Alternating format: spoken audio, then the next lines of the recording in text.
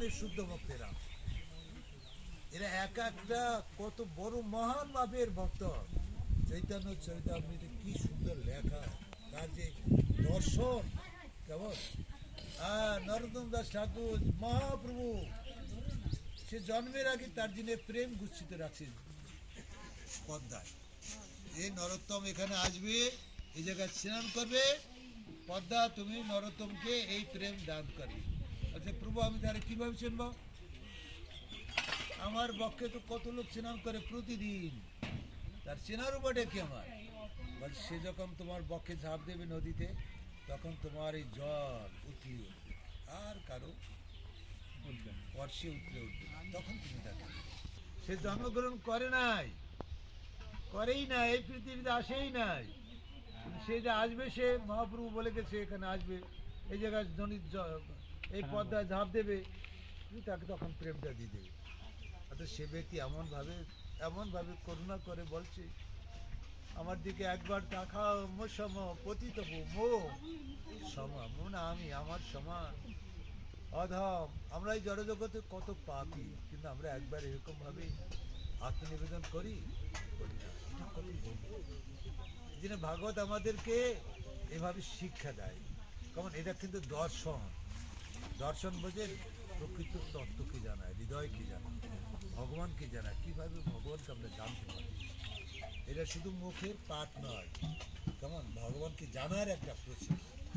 আপনারা যারা শুনছেন, আপনারা যারা ওগুলোকে ভক্তি, সেই ভক্তি যাকে বলা হয় প্রগাঢ় ভক্তি। কে বলা কেমন, কে বলা ভক্তি? আমরা সেই ভক্তি কেমন পেশাম সতত ভজতা প্রীতিপূর্বকম দদামি বুদ্ধিযোগতম যেন ইতি। ও তিনটা তো বেজে গেল, ভোগারতি কখন হবে? কখন বুদ্ধিযোগতম যেন মাম পান্তিতে। ভগবানের সাথে নিত্য যুক্ত হতে হবে। পেশাম যারা সতত সব যুক্ত নাম যুক্ত। মাতাজিরা কি বলছি শুনছেন? ডিপলি ভাবে মাতাজিরা কিছু নেয় না, তাকাই থাকবে, ভিতর ভিতর গভীর ভাবে এই। আর মালা জপ করেন কে কে? মালা জপ করেন কে? হরিনামের মালা অনেকেই তো করে না। তা একবার শিবা পূজা করলে হবে? কেমন প্রতি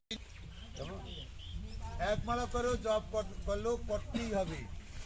এই যে আমাদের আপনাদের রিঙ্কু মালা তুলি নিয়ে এসছেন তো করে, এই যে বুড়ো মাতাজি ছাতা কৌট পড়া যাও, এই তো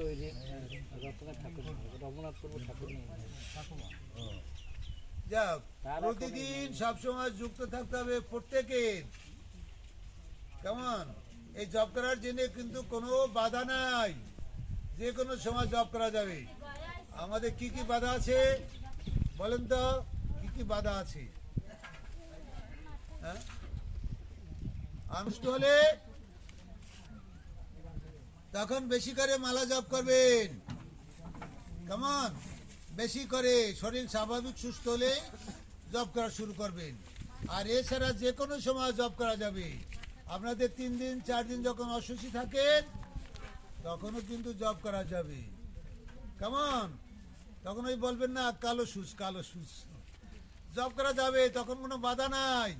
এটা হলো প্রকৃতির প্রভাব, এতে কোনো অপবিত্র না। যারা ভগবত ভক্ত তারা তখনও সেবা করতে পারে, কারণ তখন তাদের ঘরে তো বাচ্চাগুলো আর কি 3 দিন না খেয়ে থাকতে পারে। ভগবান হলো বালক সুলভ, শিশু সুলভ, তাকে খাওয়ান দিতেই হবে ডেইলি 3 বার, না দিলেও 3 বার দিতে হবে। মা দেয় না, অসুচি হইলো অন্য ঘরে থেকে কি খাবার রান্না করে আনে? ছোট গুড়া খালে থাকলে খাবার দিয়ে দেওয়াই লাগবে। তখন পবিত্র আর অপবিত্রের কোনো বালাই থাকে না। এই জন্য যারা ভগবত ভক্ত কেমন তাদের এগুলা থাকে না, তবু তারা 3 দিন 4 দিন কষ্ট করে